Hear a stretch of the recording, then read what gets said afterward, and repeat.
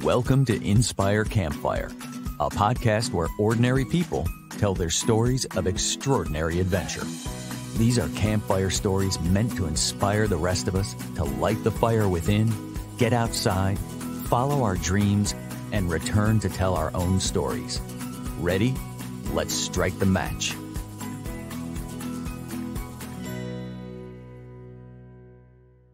Welcome to the show. I'm your host, Scott Wurzbacher, and today we have a very, very special episode for you.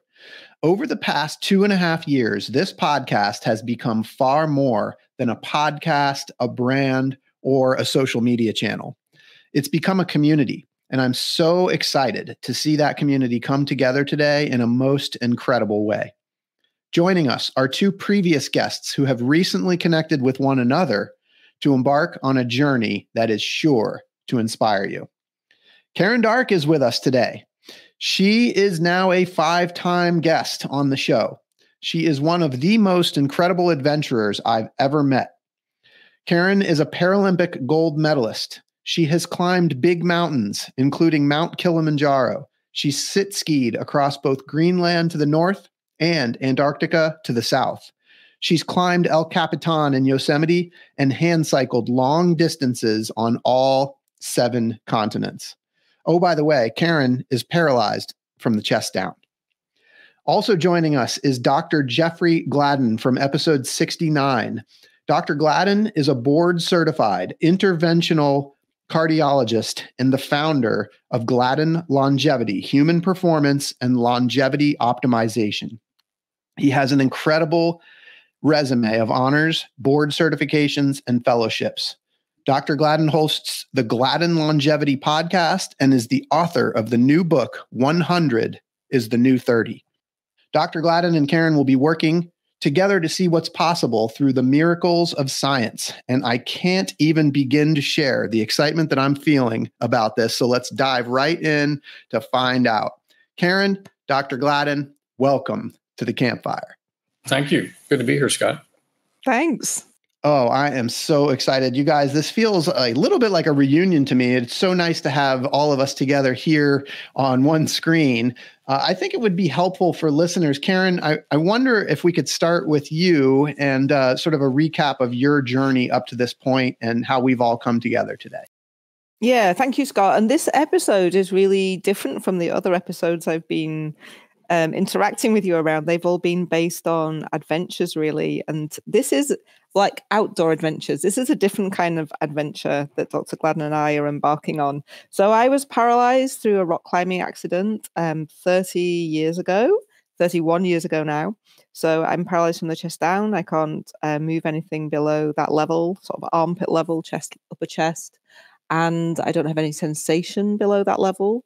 And I loved to be outdoors and in the mountains, and becoming paralyzed meant I just had to redefine ways to do that and find new ways to do that and to interact with nature, because nature is such a vital lifeline for me. And I think for most of us, if we've had that opportunity to feel the benefits of being out there in the wilderness. So that's how we've interacted before. And I've been really fortunate to live a very full life of adventure.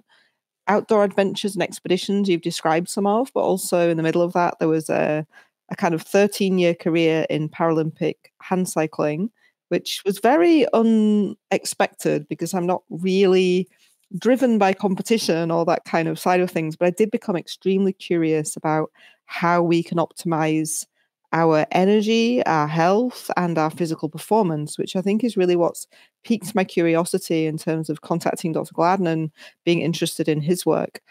Kind of alongside my Paralympic and outdoor life, my career has really been about learning and development, human development, and that kind of expansion of our being and our consciousness and everything that we can learn in the world. And alongside that, the challenges of paraplegia combined with my love of adventure has meant that I've had many near misses with my health. Some of those have been what you would describe as traumatic, so incidents or accidents related to my adventurous pursuits, and others have been much more kind of low-lying, perhaps developed through a compromised immune system and some of the challenges of paraplegia. So as a paraplegic, where most of us are prone to certain types of illness or injury, which wouldn't be so prevalent if you didn't have a spinal cord injury. So my coming to this point and meeting Dr. Gladden and deciding that we'd like to work together has really come from my background in a love for adventure, a passion for how we can optimize our health and our well-being mentally and physically, and this absolute curiosity about how we can improve quality of life and health span, particularly for people like myself with spinal cord injury, who on average tend to die 10 to 20% younger than our able-bodied counterparts. Thank you, Karen. And Dr. Gladden, if you wouldn't mind, could you just sort of recap the work that you do, kind of just to give listeners a little bit more understanding for those that hadn't listened to your episode that we did together? As you mentioned, my background's in interventional cardiology, and I practiced that here in Texas and Southeast Oklahoma for about 25 years. I left that in 2012. I'd gotten sick when I was probably about 5 years prior to that, where I was putting on weight. I was exhausted all the time, no matter how much I slept. And when I would become stressed, I would go over a cliff of depression. And when it wasn't the kind of depression you could kind of go for a run and you'd feel better, right? It was just like abject over the waterfall. So I went in and got tested, and this is when I was in my early 50s, and I was basically told, hey, you're doing fine for your age. Everything checks out for your age. Why don't you take an antidepressant? And that really flipped a switch for me, right? So 2.5 years later, I had thrown myself into functional integrative age management medicine and been able to crack the code for myself in terms of what was going on, right? And I realized that I'd been practicing sick care, not healthcare. And, I had subclinical hypothyroidism that was completely missed on blood work. I had genetics that didn't allow me to convert inactive to active thyroid in my brain efficiently. I had genetics that predisposed me to depression and dementia. My father died with dementia. I didn't have Alzheimer's genes, but I had other genes that pushed me that direction. So once I unraveled that knot and kind of got to the bottom of what was going on, I was able to kind of orchestrate some hormone intervention, some active thyroid T3 and T4, some supplements to modulate the methylation cycle so I would make neurotransmitters efficiently, a few other tricks. And then I felt great again. And it was like I lost 20 pounds of fat, put on 10 pounds of muscle. I weighed what I did in college. I thought, oh my gosh, this is healthcare right here. What have I been practicing? And so I left the cardiology world. I had my own group. I had 10 offices. I co-founded a heart hospital. I had lots of things going on, but I left all that because I could no longer do it. I had to answer new questions, right? How good can we be? How do we make 100 the new 30? How do we live, well for a lifetime, young for a lifetime, if you will, and live well beyond 120? So I really kind of left behind my old answers, and now I live a life that's simply married to those questions, right? How do we do it better all the time? And it leads to innovation after innovation after innovation, and it's been the most exciting period of my life. So it's super fun. Thank you. It's really exciting. And for those that are intrigued by that quick little intro, episode 69, Dr. Gladden and I go into depth on the work that he does. But today we're going to talk about the work that specifically you two are doing together. So Karen, I'm curious if you could talk about kind of like when you first heard about Dr. Gladden, what was it that was sparked? There was obviously a curiosity there, but I just wonder if you could kind of take us through that. So I should say we haven't actually physically met each other yet and begun the work together. That's coming this year. But what really sparked my interest was this knowledge that people in my position with spinal cord injuries really have so many health challenges which are kind of over and above those which other people would experience. So, and how do we, and exactly what Dr. Gladden just said, that question, how can we be better? How can we prevent some of these things? And through my own tumultuous journey from, some of the typical things that people with spinal cord injury would struggle with are skincare, really big on pressure sores and being really, some of that is preventative and being really careful about what you sit on and how long you sit in certain positions for, and caring for the skin from the outside, but also I'm really curious about how can we optimize nutrition or other aspects to really care for the skin and its long-term health from the inside. And as I've aged, I've seen, or as I've got older, should I say, rather than aged, I prefer that expression, that language. I've noticed that my skin does seem to be a little more sensitive. So just being aware of that.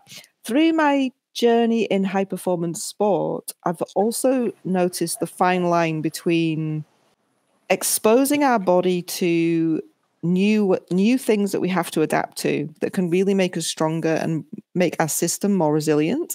So many things that I learned through my Olympic training process, which helped me optimize my health and my performance. But if we do too much of the same thing for too long, or we don't keep exposing our body to new conditions, then it normalizes and things can settle into a sort of unhelpful pattern. Or through my journey, I got into overtraining and creating a lot of inflammation within my body, which I think led to some of the conditions that I experienced, such as growing a huge abscess within myself that was 25 centimeters big before I even realized it was there. Multiple bladder infections that led to a kidney infection and the growth of a huge stone in my bladder. All things which were susceptible to, but I think through over-compromising my immune system, that I became more at risk of those things kind of developing. So through that journey in sport, I realized there were certain nutritional things that you can do or overdo. So, how do you get that balance right between exposing your body to new stimulus, to new beneficial nutrition or training or anything without doing it too much, but also not doing it enough? Does that make sense? Just trying to find the balance that maintains the optimal health. So I took various supplements through my training, which I noticed enhanced my health, like turmeric for anti-inflammatory, cinnamon for antibacterial, creatine to help muscle growth. And I'm not an expert in these things, but I really noticed the benefit within me of those supplements. So I was just really curious to learn more from Dr. Gladden about his knowledge and the kind of deeper work that you can do in this area to really enhance health.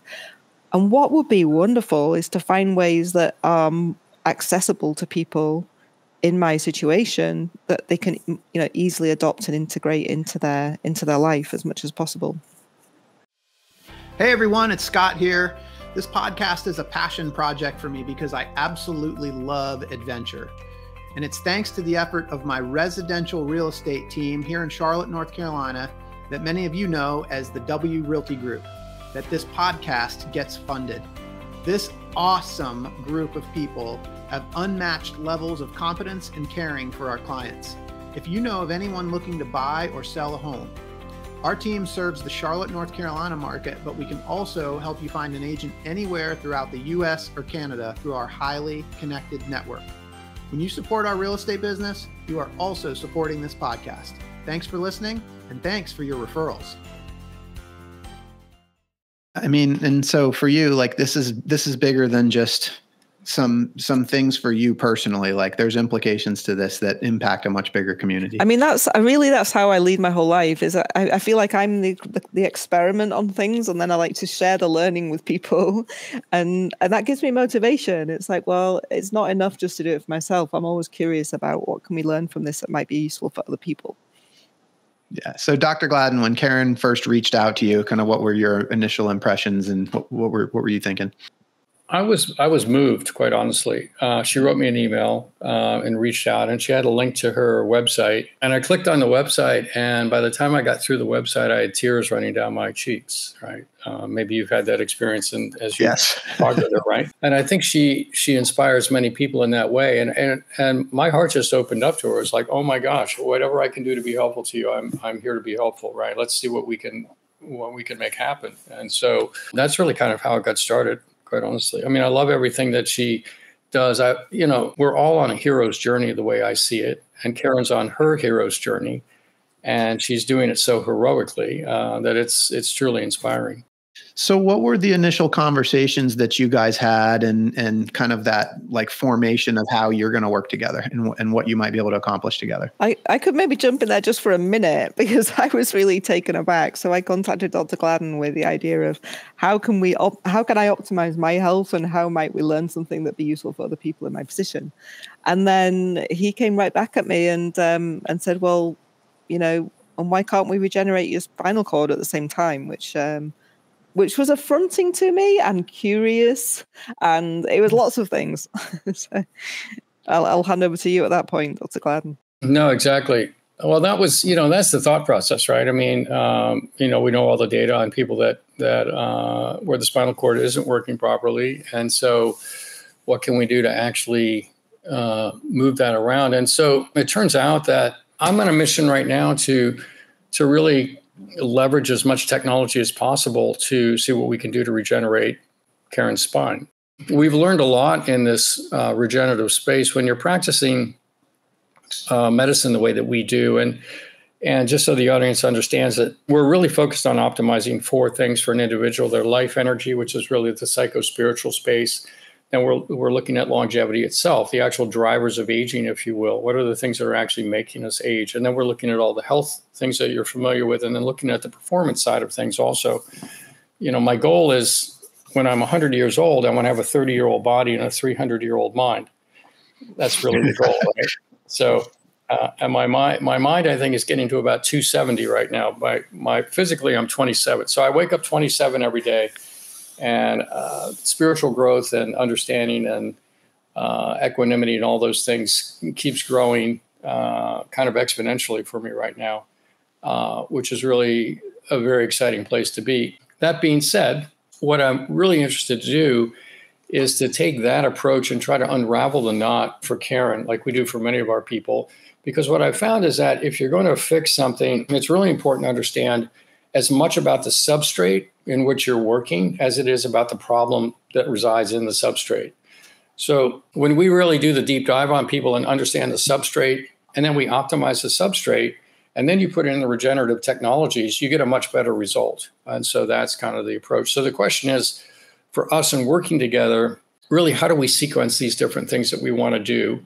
What's going to be the right things? What's going to be the right sequence? And then how do we basically culminate that in using some stem cells in combination with other regenerative factors to see what we can do with regards to her spinal cord. And that's really kind of the takeaway message. So that's kind of the big mission, right? Is it possible for us to really impact her spinal cord? The other piece, of course, is, and we haven't met yet or been able to do any testing yet, but what can we do to optimize her life if her spinal cord were not to respond? How do we actually make her the healthiest version of herself that she can possibly be, right? So that's question number 2, so to speak. So anyway, that's kind of how I'm thinking about it.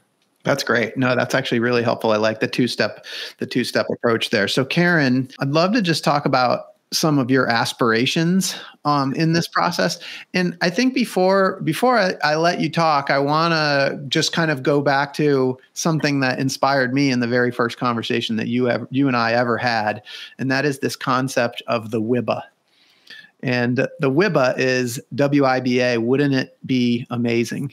And here we are talking about something pretty amazing. So I want to just kind of get your take and hear a little bit about what your hopes and aspirations are for this process. Yeah, that's a really good way to frame it with the WIBA. Wouldn't it be amazing if we could figure out a way to regenerate human spinal cord with regenerative stem cell work alongside all of the longevity medicine methods? And I suppose one of the things I've come to realize in life generally is that people and technology operate in silos often. So there's a little bit here and a little bit over there, but and they're rarely joined up. Like, people are so immersed in the depth of their own work that there's not time or capacity to always connect with something from a really different place. And one of the aspects that I really enjoy about my life is that I get to dip into things in different places and kind of see and connect the dots between different areas. And I think if we can connect dots from lots of different areas here, or areas that might not normally be connecting, like the regenerative or the longevity work with some of the deep work that's being done on regenerating spinal cords, then who knows what's possible.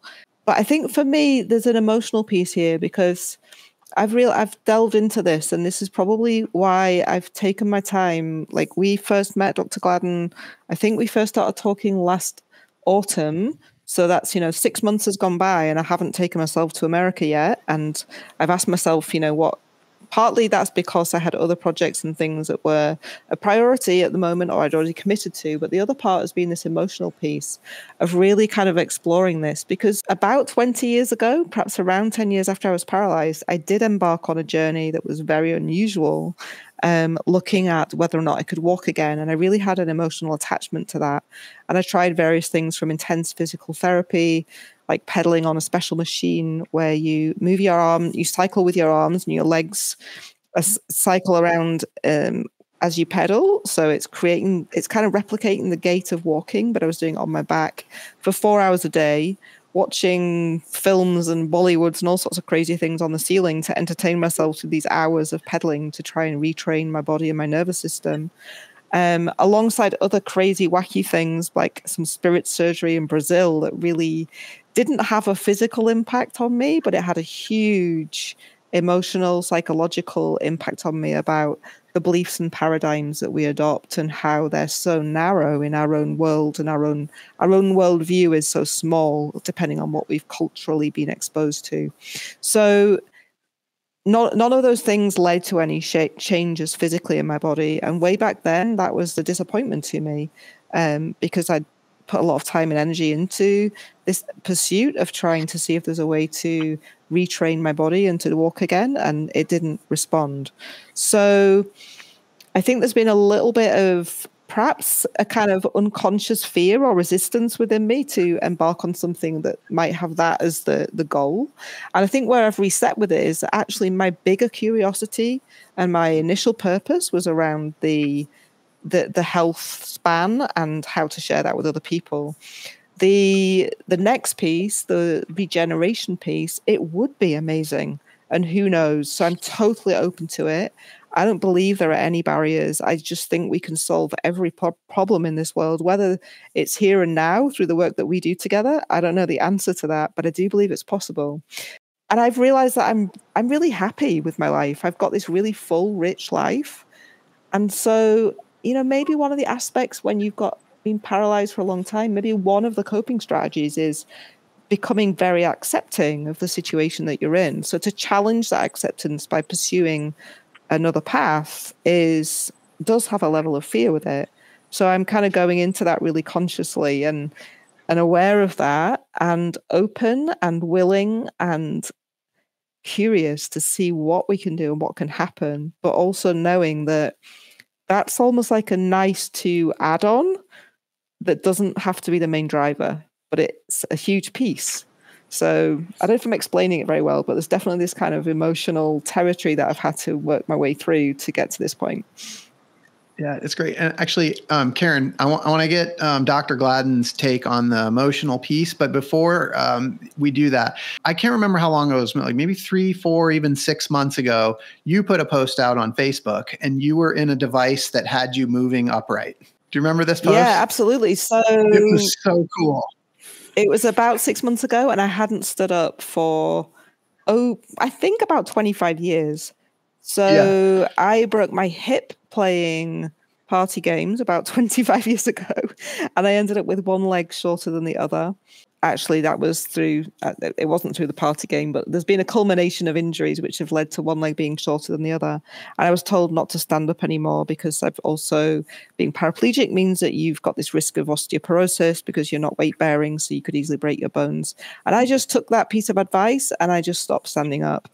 And just last summer, a friend offered me to try a stand-up wheelchair where you could go very incrementally and gradually, and I just decided that I would do it. And before I knew it, I found myself standing vertically and really quite shocked to be back in that position. So it was, it was very exciting, and that led me into standing up in parallel bars, learning to take some steps, but using I can't move my legs at all. I should make it clear they're absolutely complete paraplegia. So when I did post a video of me on a treadmill in an anti-gravity kind of device that holds your weight, and it looks like I'm moving my legs, but the way I'm doing that is by swinging my shoulders and my arms, which kind of allows, by shifting your weight sideways, and that allows the legs to swing through.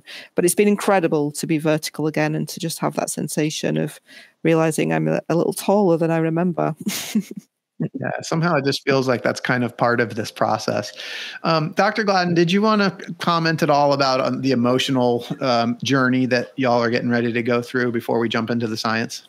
Well, I think it's a really interesting point that Karen brings up, and I really empathize with her. You know, it's a shock to the system to go from not being paraplegic to being paraplegic, right? It's a shock to the system to take on the challenge of healing the spinal cord. And then it's another shock to the system not to accomplish that when she's accomplished virtually everything else that she's ever set out to do. But it's not just about her. It's just a blow to the system, right? It's kind of like, it's almost like experiencing the injury all over again for the first time, right? It's like, and so to quite honestly have the courage to think about, well, maybe I would do this again, I think is a very courageous, emotionally courageous kind of thing to do, because you have to think through what are the implications on both sides. I have a great life now. I've learned how to live this way. I am relatively comfortable, so to speak. And it's interesting because all of us have gone through traumas in our life, right? The way the brain works is that we end up living in reaction to those traumas. And then being able to actually go in and heal the trauma, understand the trauma, heal the trauma, and then transcend it to the point where you become grateful for it, right? So in Karen's own journey, there may be an element, we haven't talked about this directly, where she's actually gone back and made peace with this, healed it, even transcended it to the point where she's actually even grateful for this. This has opened doors for her that never would have been open before, right? And so there can be a resetting into a new parallel universe of reality, right? And so now we're talking about leaving that. It's like, really? I mean, I get that this is not a trivial decision, right? So that would be my take on it. Yeah, you're absolutely right there. But I realize that I'm also just a hugely curious explorer. So, and I've become pretty what's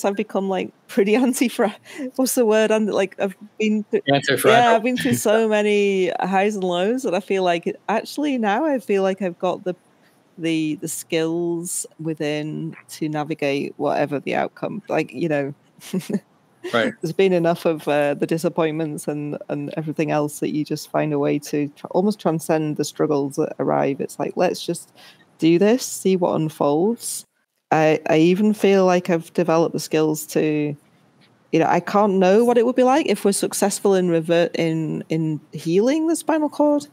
Then there will be weird sensations in the body. It could generate any kind of feelings and pain and tough stuff. Who knows? But at the same time, I've learned a lot about how to zone out not zone out, that's the wrong word, but how to transcend the pain and the struggle and somehow navigate that. So I'm up for it. Yeah. No, it's fascinating. I mean, it's not, just so the audience understands, this is not a trivial thing. You might be listening to this and thinking, wow, if I had that, I won't, well, geez, I'd do that in a heartbeat. But, she's 30 years in, right? So it's like, it's a different world altogether. So, yeah. Well, guys, I think this is the part where I just kind of sit back and listen to you guys talk, because this is really interesting to me. I'd love to get into the process and the science behind what you're getting ready to embark on. So what we've learned in the regenerative space is that if you do deconstruct the situation, if you understand the substrate that somebody resides in, right? Like, what are their genetics around certain things? What's the status of their body with regards to the amount of inflammation that they have? Where are their hormone levels at? What levels of growth hormone do they have? Are there any cancer cells in their body? How's their thyroid working? What is their bone density and things like this? If you start to understand that, it's like, okay, well, there's 6 or 8 tweaks that we can make right here that will actually improve the substrate for longevity and health, but also improve the substrate for regenerative technologies that we might use. Then there are things like doing plasmapheresis, right? Where you can actually, as we go through life, we start to accumulate old factors in the blood. And so there have been parabiosis experiments that were done back in the 90s where they hooked a young mouse and an old mouse together, and the old mouse got younger and the young mouse got older. And so when you have paraplegia, you're aging at a faster rate, right? Because of the inherent stress on the body. So it would be really interesting to see where is Karen in the aging process. We have many ways to measure that across the metrics of longevity and aging. And then we could use things like plasmapheresis to actually remove those things from her blood. And maybe we do several rounds of plasmapheresis to get those things out. And then we can put in young plasma, right? Say plasma from a 25-year-old, 24-year-old, right? So now we're setting the stage to have her hormonally optimized, to have her, metabolically optimized, to have her in a youthful scenario. And now we start to think about, okay, well, what kinds of peptides, exosomes, and stem cells, and what sequence, and how does that go together, would give us the best opportunity to see if we can regenerate the spine, right? And so you go through that entire process. And so some of this is pulling on experts from around the world to do this too, because there's some people down in Argentina that are doing a stem cell procedure that's has shown some benefit for people with spinal cord injuries. And, it involves basically taking stem cells out of the fat, mesenchymal stem cells that come from fat cells, and then actually training them with immune cells that have been exposed to the tissue of the spinal cord. So you know what the spinal cord tissue contains in terms of its different identifiers, let's say. And so you train those immune cells on those identifiers. Then you basically take those immune cells and you train the stem cells with those immune cells. So that now when you put the stem cells in, they already know where to go. They already know what to do. Now it's a question of how do you support them, right? With the right nutrition, the right peptides, the right exosomes, and things like that to give them the best opportunity to do their work. And so, and then how do you support it afterwards? And maybe it's maybe you get an incremental gain. Maybe you get a 10% or 15% gain the first go around. Maybe you do it again, and maybe it's you're 35 or 40%, right? And so it's typically will take a series of treatments to get somebody to a point where they can walk again.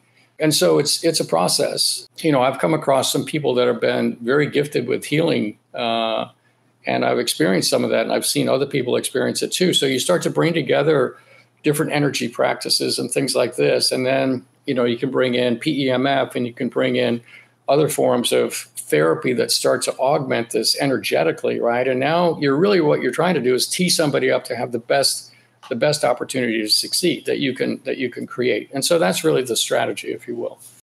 That's great. And Karen, you and I kind of chatted a little bit in advance, and you had kind of a list of some different processes that you were sort of thinking through. So I wonder if you wanted to kind of talk through some of that. Yeah. So I guess being completely straightforward, some of the language that Dr. Gladden uses is foreign to me. I've never come across some of the terminology that you're talking about. So I've gone in a little bit and researched some of that. So I honestly didn't know what the senolytic process was until we started talking. And then I'm like, okay, what are senescent cells? I've never heard of them before. So I've been educating myself on some of the things that we'll be doing. So cell senescence is a process of well, perhaps you probably can explain it better to me, but cells basically die, old cells die and they accumulate in the body. And I believe that they secrete things that can be toxic to the body and can lead to... Yeah, it's interesting. I'll just interject here. It's, as cells age, and they can get to this point for a variety of reasons, but let's say a cell is damaged. It's not damaged enough to actually kill the cell, but it's damaged enough that it kind of goes into hibernation, if you will.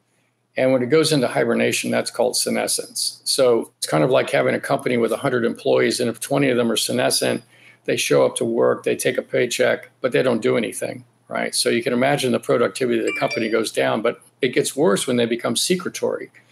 And so when they start secreting these toxic cytokines into the environment, again, which is one of the things that gets taken out with things like plasmapheresis, they start secreting these into the environment. Now they're basically turning off the lights, the electricity, closing the laptops of your other employees and recruiting them to become senescent too, right? So this is part of the downward spiral that happens with aging, and part of what has to be reversed if you're really going to regenerate somebody. So that's kind of what that's about. Thanks for that much better explanation and a really nice analogy as well with what I think does happen in a lot of organizations. So anyway, moving on. The other thing that excited me to discover, because I also started researching stem cells because I'd never heard of all the different types of stem cells. I didn't really understand what they were. And it was quite interesting that I was coincidentally, call it a coincidence or not, asked to go and speak to the British Medical Healthcare Regulatory Authority, who are full of experts in different topics and full of people who are responsible for introducing new healthcare methods into the UK, etc. And one of the specialists there, his specialism was stem cell treatment. So I was able to have a personal meeting with him and learn a little more about some of the stem cell work that's going on. And coincidentally came across a study just from September last year where a paper was written which showed evidence that it was possible to create the conditions to heal scar tissue and adhesions within the spinal cord so that it could regenerate, which is the first time that has ever been done. So it was done with mice, but it was seen as a revolutionary piece of research. I understand that one of the challenges of healing a spinal cord has been to actually allow the cells to grow through some of the scar tissue that's then there. So there's real big shifts happening. And I've been buried in a world of Paralympic performance for quite a while, and I've been buried in the world of being paralyzed for 30 years, and you stop looking for solutions because, you reach a point of just acceptance. And I realized that things have really moved on. There's whole new technologies and work out there. And I'm just fascinated to learn more and to see what we can do, bringing these different aspects of medicine together. Yeah, it's great. Karen, there were a couple of other things that caught my attention in your notes. You talked about peptide therapy and lasers. Did you want to get into that at all? Well, they're not things I know a lot about. They're things that Dr. Gladden has mentioned to me. I'm at the level of going away and just kind of researching what exactly peptides are, and some of the common ones that I've already taken that without realizing, like collagen and creatine, and these are things that athletes take to help repair their muscles and grow their muscles. So there's lots of common peptides that we all take every day through our diet or through supplementation that we might be taking. And I know that in the world of performance that I was involved in, some of those, show incredible results for helping your muscles stay healthy and getting the right proteins and peptides into your system to help recovery after hard training. So I guess my own learning process has just been accelerated through the interactions and discussions that we've had so far. And lasers, that's something you mentioned, Dr. Gladden, which I did a little bit of research into non-thermal lasers and how they can dampen the inflammation process and improve the function of the mitochondria within the cells. But would you add anything to that?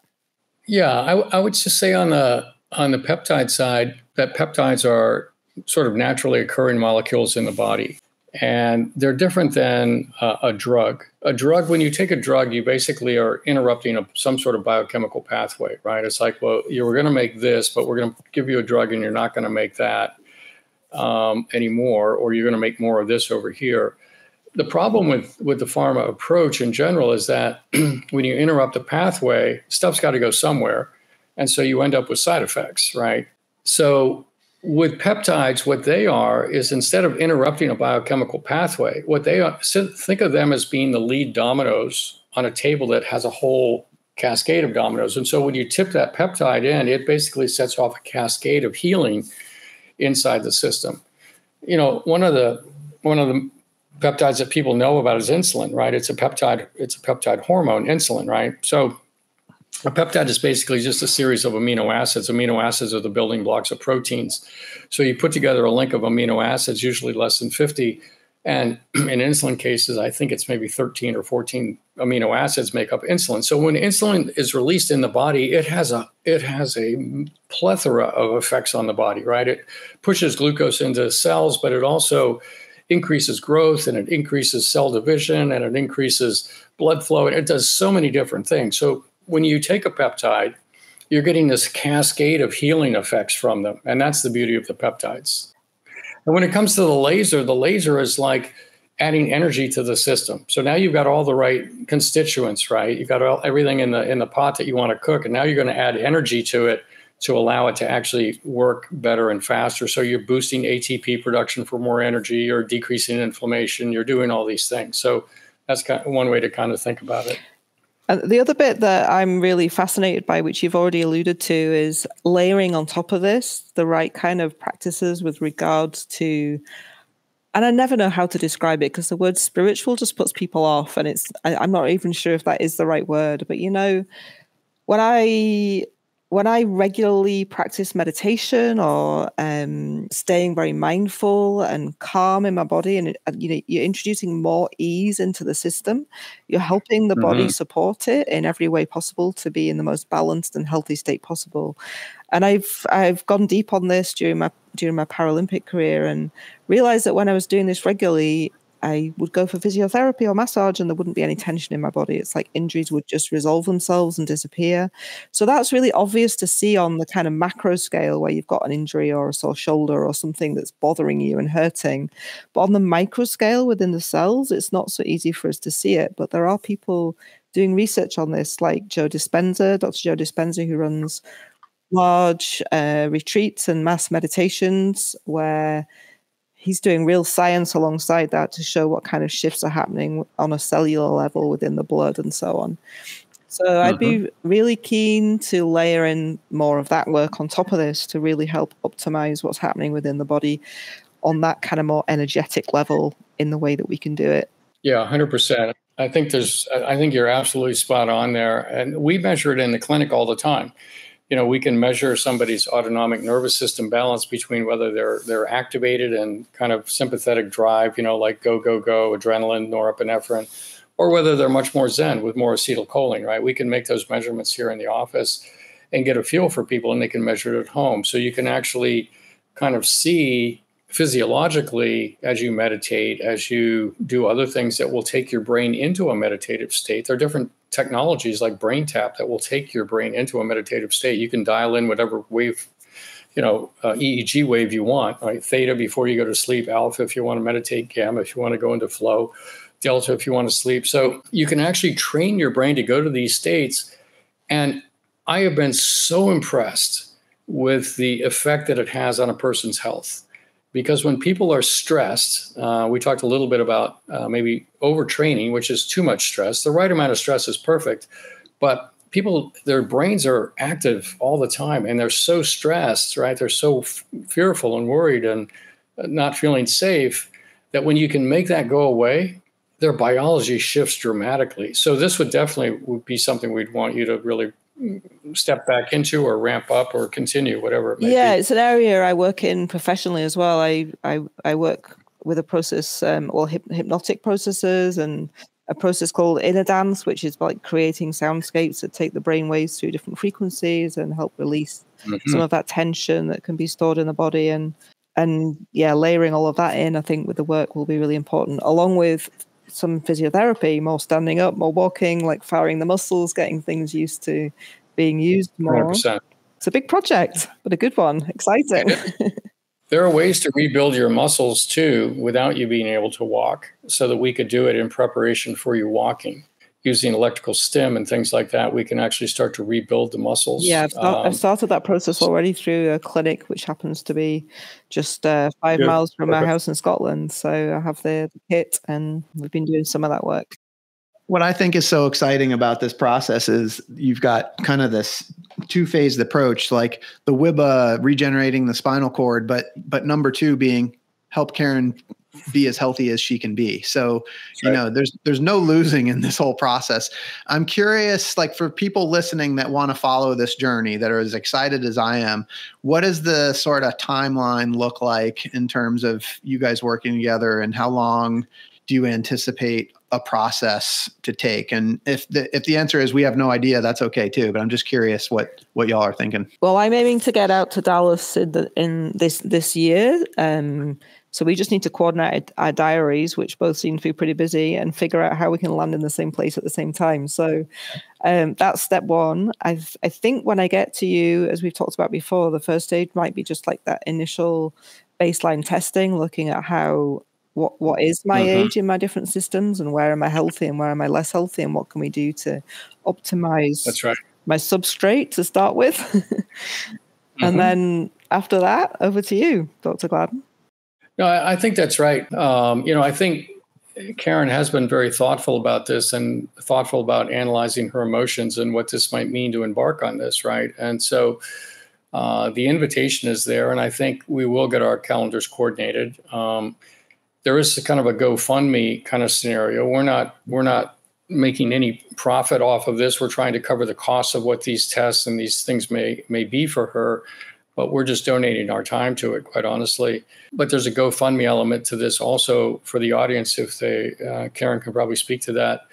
But I think, the idea would be to come together, do all the baseline metrics to see where she is in the aging process, what the status of her underlying health is, work to optimize that. It's kind of like building a house, right? You start with the foundation and build yourself up to, the deck on the top of the roof where you get to see the ocean, right? So it's kind of like that. And then an important piece of this for me is that, I love to write thought pieces and to share what my learning is with other people. So I think I am planning to set up some kind of blog around it in terms of what's happening to me and what are some of the techniques that might be relevant or helpful to other people and what might be accessible or more easily accessible, just to kind of help take others through that process, because that brings a lot more meaning to it if we can do that. Oh, for sure. No, we want to spread the word about this. I think we can record some things together, and we probably have you back on the podcast, on the Gladden Longevity Podcast, to kind of give people serial updates. We can come back on here too, Scott, but I think that's a way to do it too. Yeah, I think that's great. We talked about it. We sort of alluded in the beginning, like this is bigger than just the work that you two are doing together with regards to Karen. Wonder if we could just have a little bit more detailed and explicit conversation about the implications to the broader community, what this means for spinal cord regeneration, not just for Karen, but for all people. I mean, I guess we don't really know the answer. That's why it's such a big exploratory thing to go on. But I mean, at minimum, there are bound to be things that come out there are bound to be things that come out of this, which are this is going to make you feel way better. This supplement, these actions, some practical things that people can do at home for themselves that are going to absolutely help them optimize their health and feel better day to day and have more energy day to day. I guess the next level is then, well, what are the long-term implications of that? If you're doing those things every day and layering in some other things that when you can, then how does that help your longevity and your health span? And then there's the ultimate whipper of, well, what else do we discover that might mean that there is a whole new strategy to approaching spinal cord injury and, the mindset that exists around it, that it's accept this is how it is. Because that mindset is already changing. So in the 30 years that I've been paralyzed, back when I was paralyzed, I was literally told, if you haven't got any movement back within 6 weeks, then that's it. That's the end of the story. This is your situation. And that's like that forever. And I already know people who are moving through intense physiotherapy where you're optimizing even just minimal amounts of movement and getting much bigger results than you would have done with the mindset that was around 30 years ago. So the advances in our paradigms around spinal cord injury and how we can add to that, I think is going to be huge.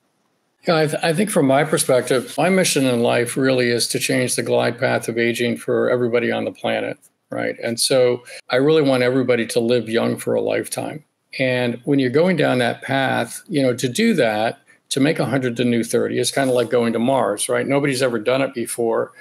And it's time intensive. It costs, it's expensive to do all these things. But when you can go to Mars and you can show that you can go to Mars, and this is across many different physical conditions, right? If you can show that you can go to Mars and you can regenerate a human being and you can give them back their youthfulness, then that becomes so inspiring to the rest of the world. And you start to be able to democratize that in many, many ways to people. So I see what we're doing together here as something that has the ability to impact the entire planet, right? What we learn works, what we learn doesn't work, how we learn to put things together. It's all in that process of, can we take humanity to Mars? Can we actually create a new paradigm for life and aging and, ultimately allowing everybody to have a 300-year-old mind and a 30-year-old body, right? So that's the idea. Maybe I can add an extra question that's been in my mind around this as I've navigated the emotions of this over the last 6 months.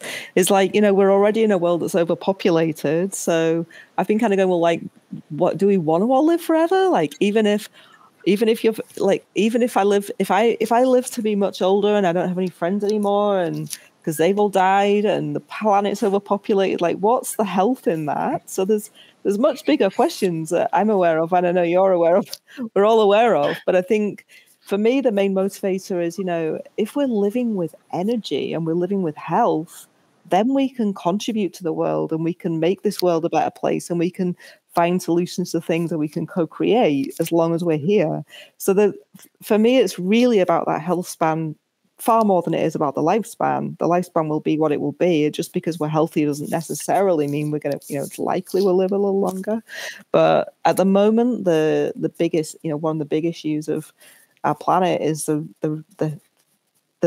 resource on the demand on the system for people who are aging and don't have health, and what a huge burden that is. So.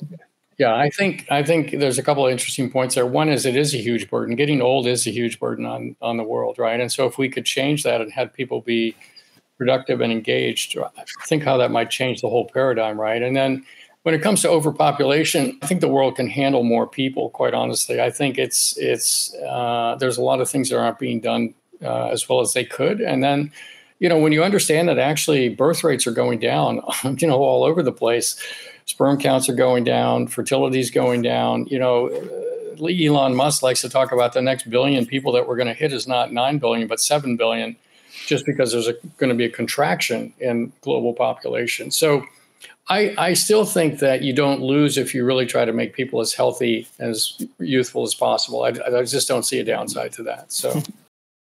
Karen, you talked about the GoFundMe process. How can people that are listening help? Yeah, thanks, Scott. So I have enough funds to get myself to America and manage that process. And Dr. Gladden's generously offered to give his time and everything he can from his own perspective. But there are still going to be resources and other people that we need to involve in this process that will cost money. So this is the GoFundMe is a page where people can contribute to, and we will update. Well, I promise to update everyone who contributes with the learning and the process and everything that's going on.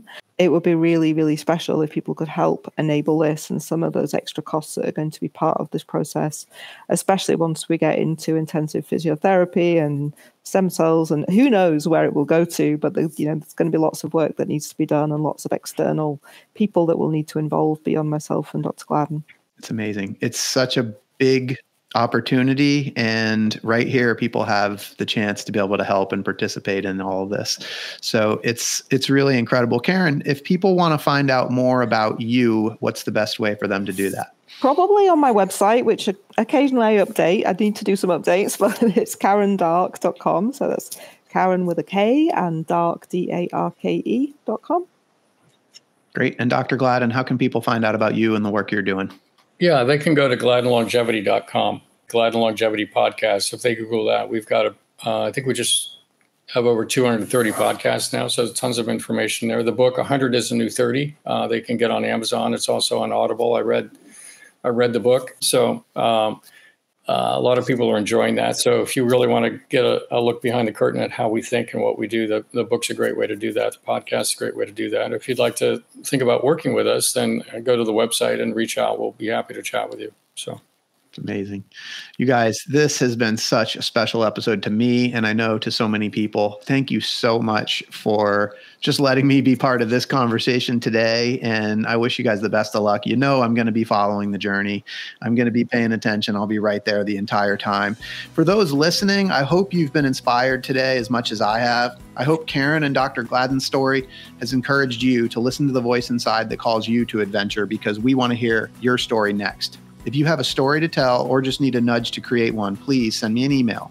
We'd also appreciate it if you'd help us spread the word by leaving a review and sharing or tagging Inspire Campfire in your social media.